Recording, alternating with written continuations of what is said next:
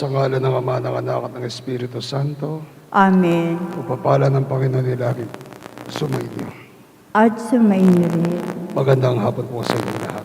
Magandang hapon din po. Mga kapatid, ialay natin ang misang ito para sa special intentions ni Maricor Medina, Prime Group, Mayor June and Gente Tanco, Karen Miranda Chanda and Tam Beltran, Kike Naira Bautista, Marites de la Cruz, Orlando de la Cruz, Christian Carmela, Katrina Balido, Maricor Macaruba, Dr. William Lim, Dr. Angelito Medina, Dr. Guillermo Baroa, Dr. Alvin Balatbat. Para sa special intentions Sir Daisy Diaz, Kabigting Sisters, Chris Jerome Pelayo, para sa kagalingan ni Juanito Manuel, para sa successful board exams ni Luigi Medina,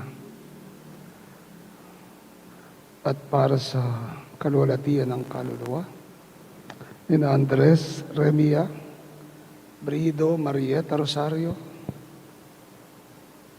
Oscar Senior George, Reynaldo at Maurino.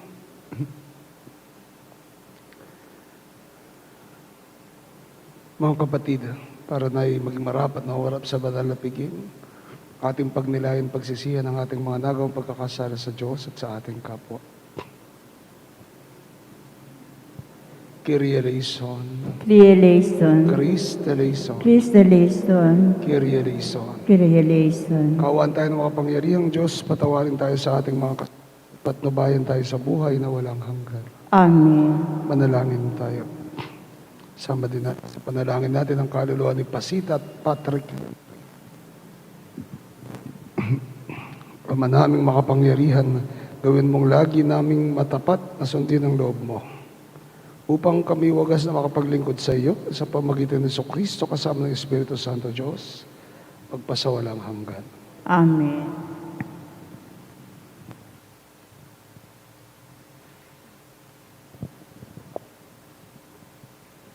Pagbasa mula sa sulat ni Apostol San Pablo sa mga taga-Roma. Mga kapatid, huwag ninyong pag-arian ang mga kasalanan sa inyong mga katawang mamamatay upang hindi na kayo maalipin sa masasamang pita nito. Huwag ninyong ipailalim sa kapangyarihan ng kasalanan ang alinmang bahagi ng inyong katawan bilang kasangkapan sa kasamaan. Sa halip, pasakop kayo sa Diyos bilang mga taong namatay at muling binuhay at hiandog sa Kanya ang buong inyong pagkatao bilang kasangkapan sa katuwiran. Sapagkat hindi na dapat maghari sa inyo ang kasalanan. Yamang kayo wala na sa ilalim ng kautusan kundi nasa ilalim ng kagandahang loob ng Diyos. Ngayon, gagawa ba tayo ng kasalanan dahil sa wala na tayo sa ilalim ng kautusan kundi nasa ilalim ng kagandahang loob ng Diyos? Hindi. Alam ninyong kapag kayo'y napailalim kanino man bilang alipin, alipin nga kayo ng inyong Panginoon. Mga alipin ng kasalanan at ang bunga nito'y kapatayan. O mga alipin ng Diyos at ang bunga nito'y pagkakawalang sala. Ngunit salamat sa Diyos sapagkat kayong dating mga alipin ng kasalanan ay naging masunurin sa aral na tinanggap ninyo. Pinalaya na kayo sa kasalanan at ngayon mga alipin na ng katuwiran. Ang salita ng Diyos. Salamat sa Diyos. Sa pangalan ng may kapal, tayo ay tinutulungan. Sa pangalan ng may kapal, tayo ay tinutulungan. Ano kaya di pumanig sa atin ang Panginoon, o Israel? Ano kaya ang sagot sa gayong tanong? Kung ang Panginoong Diyos sa amin ay di pumanig, noong kami sa lakayin ng kaaway na malupit, maaaring kami noon ay niloon na ng buhay, sa silakbo ng damdamin at matinding kagalitan. Sa pangalan ng may kapal, tayo ay tinutulungan. Maaaring kami nooy natangay na ng inyong agos, na anod sa karagatan tuloy-tuloy na nalunod. Sa lakas na ng agos nooy nalunod nga ng kami ng lubos. Tayo ay magpasalamat, ang Panginoong Diyos ay papurihan, pagkat tayo'y iniligtas sa malupit na kaaway. Sa pangalan ng may kapal, tayo ay tinutulungan. Ang katulad nati ibong bitag ay nakatakas. Lubos tayong nakalaya ng ang bitag ay mawasak. Tulong nating kailangan ay ang iyang poon nagmumula, pagkat itong lupa't langit, tanging siya ang lumikha. Sa pangalan ng may kapal, tayo ay tinutulungan.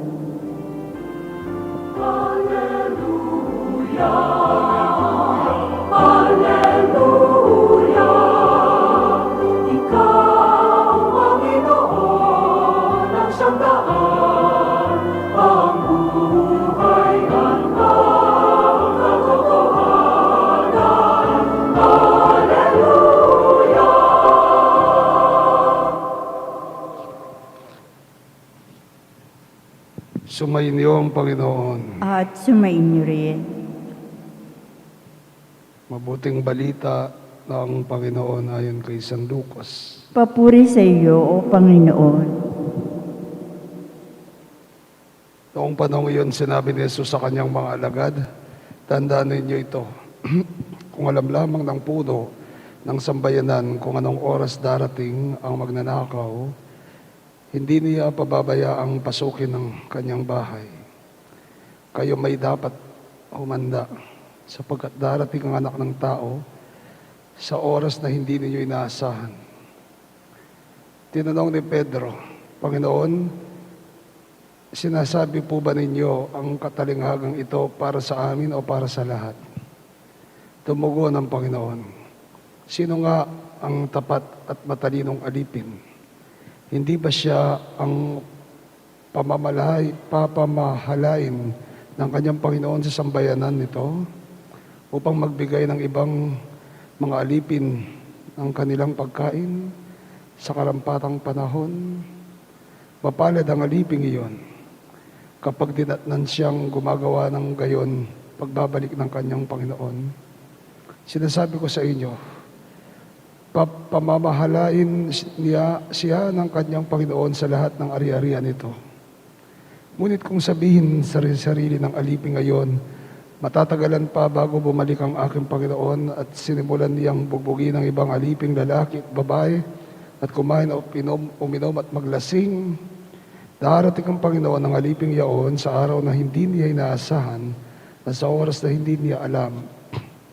Buong higpit na parurusahan siya ng Panginoon at isasama sa mga di dapat. At ang aliping nakakalam ng kalooban ng kanyang Panginoon, ngunit hindi naganda ni sumunod sa kalooban nito ay tatanggap ng mabigat na parusa. Ngunit ang aliping hindi nakakalam ng kalooban ng kanyang Panginoon at gumawa ng mga bagay na nararapat niyang pagdusahan ay tatanggap ng magaang na parusa. Ang binigyan ng maraming bagay ay hahanapan ng maraming bagay. At ang pinagkatiwalaan ng lalong maraming bagay ay pananagutan sa lalong maraming bagay. Mga kapatid, ang mabuting balita ng ating Panginoon. Pinupuri ka namin, Panginoong Hesukristo. Magandang hapon po sa inyong lahat. Meron pong kasabihan si Superman. Hindi ko alam kung si Superman yun o si Spider-Man o si Batman. Ang sabi niya, superhero, anong sabi po niya, for every power comes great responsibility. Sino nagsabi nun? Superman. For every power, there comes great responsibility. Kapag may kapangyarihan, ay may obligasyon, may responsibilidad. Toro, tumataas ang iyong antas ng kapangyarihan, tumataas din ang iyong obligasyon, ang iyong mismong responsibilidad.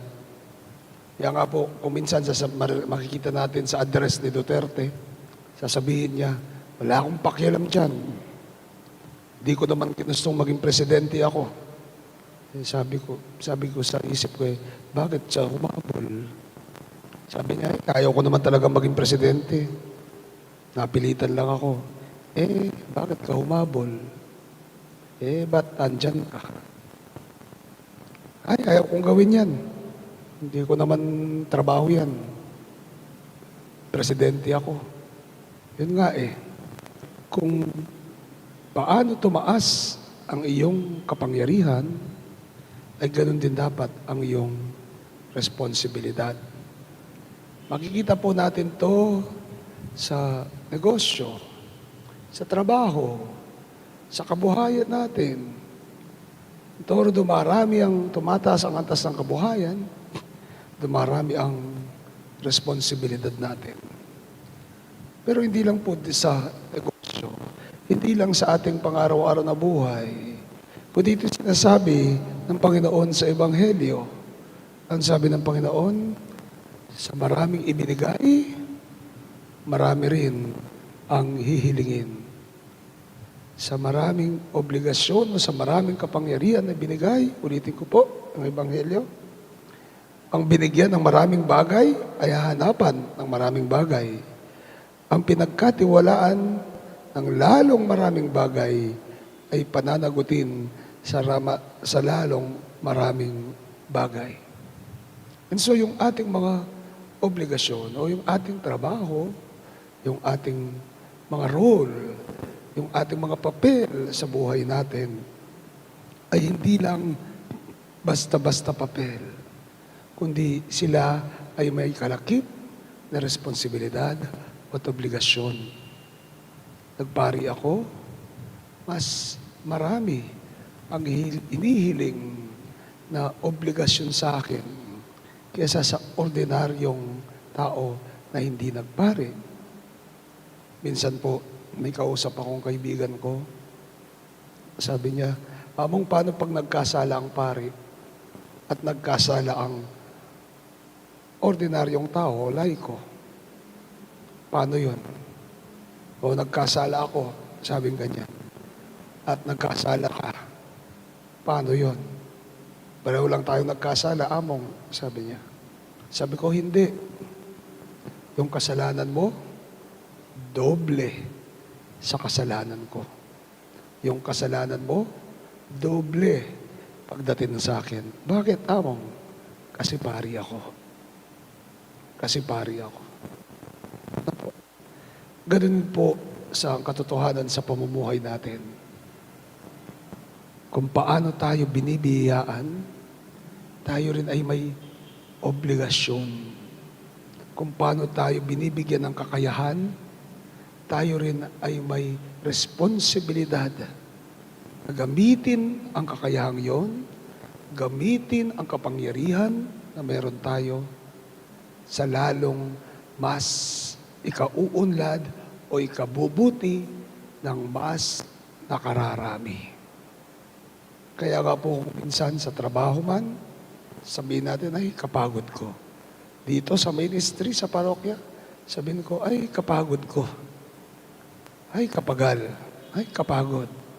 Hindi ka palang, pagdating kong galing sa 4 na patay, aakyat pala ko sa hagdan, hinihingal pa ako, sasabihin ng sekretary, Among, may patay na pahabol. Pagkatapos po ng mga misa ko sa barangay, pupunta ako ng mga patay, may sakit. Pagpasok ko sa kumbento, hihingalin ka. Tapos sabi dito sa nanay, Among, kapagod mo, huwag ka masyado magpakapagod. Ay, kapagod, sabi ko. Pero wala Ano lagi ko sinasabi? Wala Ito yung buhay ko. Ito yung buhay na pinili ko. Wala nagpari ako. Ito yung ginusto ko. Mas mabigat na responsibilidad. Hindi lang po sa akin, kundi sa bawat isa sa atin. Sa binibigay na kapangyarihan, binibigay na biyaya, binibigay na pagpapala, binibigay na kabuhayan sa atin, ay lalong lumalaki rin. Tumataas ang antas ng ating pananagutan sa harapan ng Diyos at sa harapan ng tao. Amen.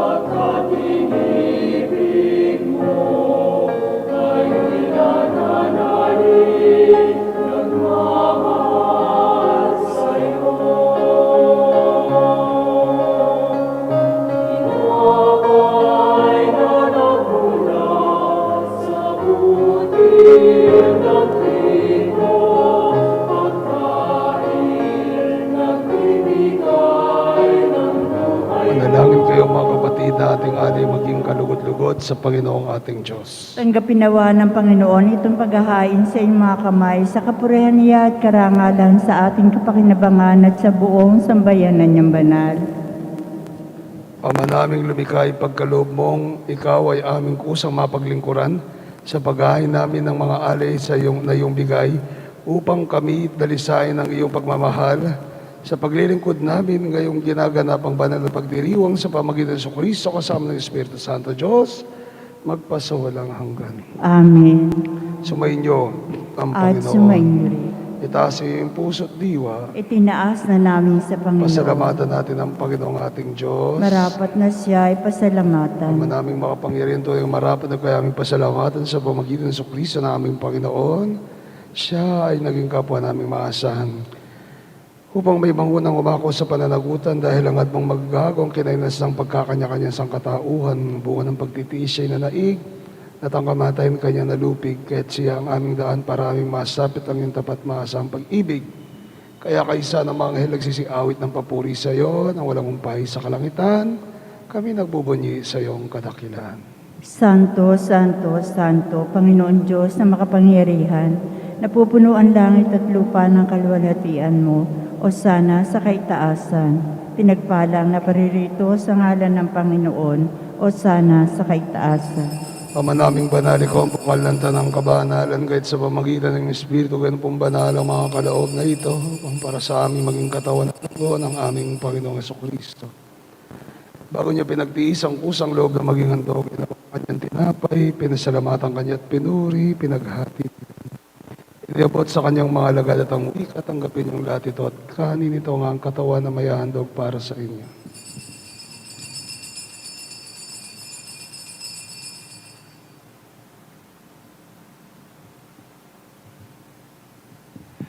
Gayun din naman matapos ang hapunan, itawa kanyang kalis. Muli kanyang pinasalamatan, iniabot yun sa kanyang mga alagad at ang wika, tanggapin yung lahat ito at inumin ito ang kalis ng aking dugo. Dugo ng bago at wala kang ganti pa, ibubuhos para sa inyo at para sa tanan, para sa pagpapatawad ng mga kasalanan. Gawin yung lahat ito bilang pag-alaala sa akin.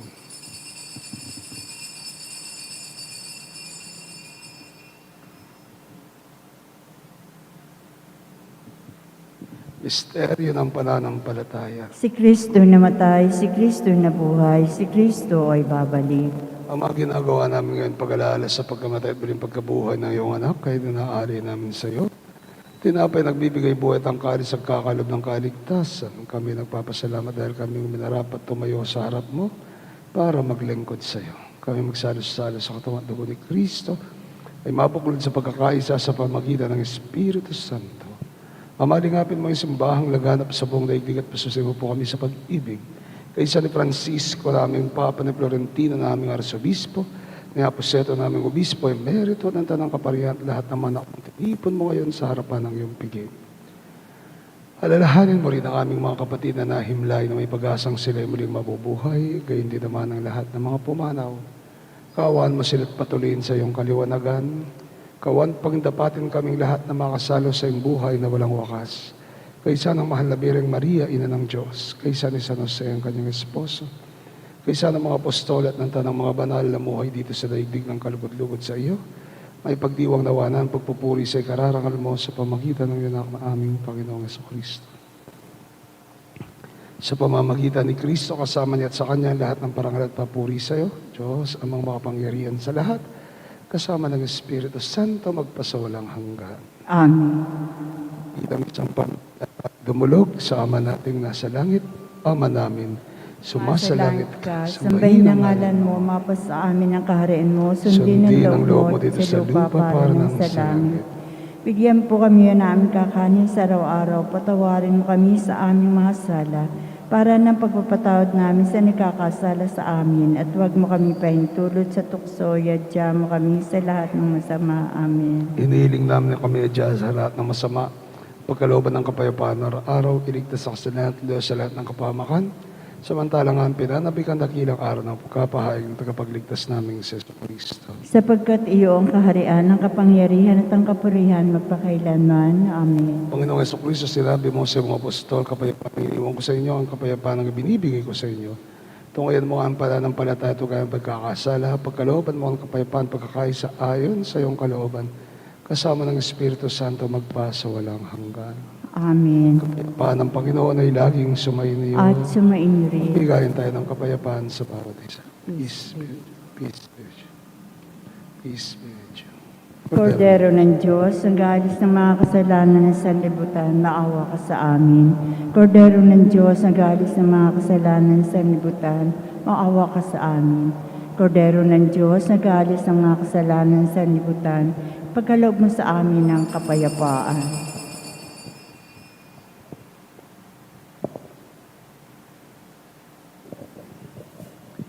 Mga kapatid, si Kristo ang Kordero ng Diyos na mapagmahal sa atin. Mapalad tayo tayong tumatanggap sa Kanya sa Kanyang banal na piging. Panginoon, hindi daw karapat-dapat na magpatuloy sa iyo, ngunit sa isang salita mo lamang ay gagaling na ako. Espiritual na pakikinabang. Aking Jesus, nananalig akong ikaw ay nananahan sa pinakabanal na sakramento. Mahal kita na higit sa lahat ng bagay at nais kong tanggapin ka sa aking kaluluwa. Subalit sa sandaling ito, hindi kita matatanggap sa banal na komunyon. Naway tanggapin kita ng espiritual sa aking pagnanais na ito at pumasok ka sa aking puso. Niyayakap kita na parang naririto ka na sa akin at pinagkakaisa ko ang aking sarili sa iyo. Huwag mong hayaang ako ay mawalay sa iyo. Amen. Amen.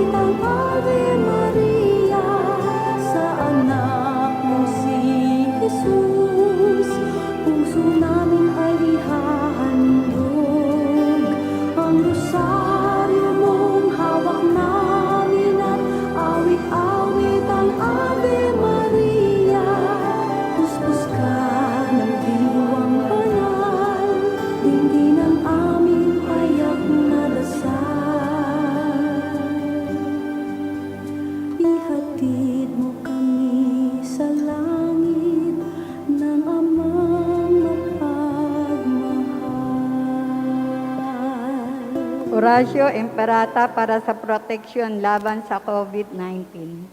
Mahabagin na pagmahal na Ama, nagsusumamo kami sa iyo upang hilingin ang impatnubay laban sa COVID-19 na nagpapahirap sa marami at kumitil na ng maraming buhay.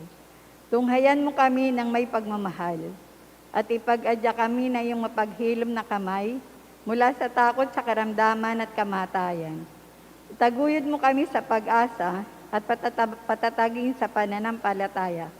Gabayan mo ang mga dalubhasang naatasan na tumuklas sa mga lunas at paraan upang ihinto ang paglaganap nito. Nagpapasalamat kami sa mga bakunang naisulong sa patnubay ng iyong mga kamay. Pagpalain mo ang aming mga pagsisikap na mawakasan ng mga bakuna ang pandemya sa aming bayan. Patnubayan mo ang mga lumilingap sa may sakit upang ang kanilang pagkalinga ay malaki pa ng husay at malasakit. Pagkalooban mo sila ng kalusugan sa isip at katawan, katatagan sa kanilang paninindigang maglingkod at ipagsanggalang sa karamdaman. Itinataas namin ang mga nagdurusa, makamtanawa nila ang mabuting kalusugan, lingapin mo rin ang mga kumakalinga sa kanila. Pakampin mo ng kapayapaang walang hanggan ang mga pumanaw na. Pagkalooban mo kami ng biyaya na magtulong-tulong tungo sa ikabubuti ng lahat. Pukawin sa amin ang pagmamalasakit sa mga nangangailangan, sa pagdamay at malasakit namin sa bawat isa.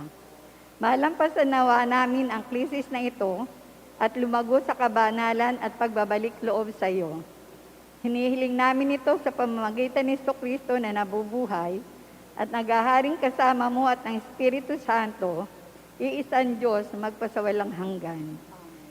Dumudulog kami sa iyong patnubay, mahal na Ina ng Diyos. Pakinggan mo ang aming mga kahilingan sa aming pangangailangan at ipag-adya mo kami sa lahat ng kasamaan, maluwalhati at pinagpalang Birhen. Amen. Mahal na Birhen, magpagpagaling sa may sakit. Panalangin mo kami. San Jose, Panalangin mo kami. San Rafael Arcangel, Panalangin mo kami. San Roque, Panalangin mo kami. San Lorenzo Ruiz, Panalangin mo kami. San Pedro Calungsod, Panalangin mo kami. San Juan Pablo II, Panalangin mo kami. Santa Teresa ng Calcutta, Panalangin mo kami. and Padre Pio ng Petrasina, Panalangin mo San kami. Serapion, Panalangin mo San kami. Pedro Nolasco, Panalangin mo kami. aming ina at patrona, Nuestra Señora de la Merced. Panalangin mo kami.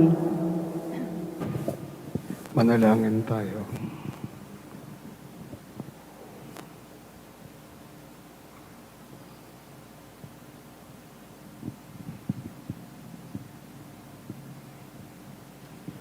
Ama naming mapagmahal, gawin mong sa aming banal na pakikinabang kami ngayon ay iyong matulungan at maubog para mamuhay sa kalangitan sa pamagitan sa Kristo kasama ng Espiritu Santo Diyos, magpasawalang hanggan. Amen.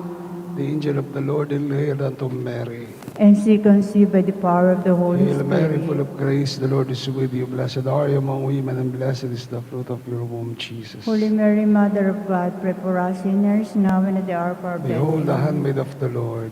Be it done unto me according to Hail thy Mary, full word. of grace, the Lord is with you. Blessed are you among women, and blessed is the fruit of your womb, Jesus. Holy Mary, Mother of God, pray for us sinners, now and at the hour of our And the death. Word was Amen. made flesh. And dwelt among Hail Mary, us. full of grace, the Lord is with you. Blessed are you among women, and blessed is the fruit of your womb, Jesus. Holy Mary, Mother of God, pray for us sinners, now and at the hour of Pray our for death. us, Holy Amen. Mary, Mother of God. That we may be made worthy of the promises of We pray Christ. for we beseech you, Lord, grace into our hearts, that we to whom the incarnation of Christ your Son was made on the message by the angel, made by his passion and cross, we brought to the glory of his resurrection, through the same Christ our Lord. Amen. Glory to the Father, to the Son, and to the Holy As it Spirit. was in the beginning, is now, and ever shall be, world without end. Sumayin niyo ang Panginoon, pagpalain kayo mga pangyariang Diyos, Ama, Anak, at ng Espiritu Santo.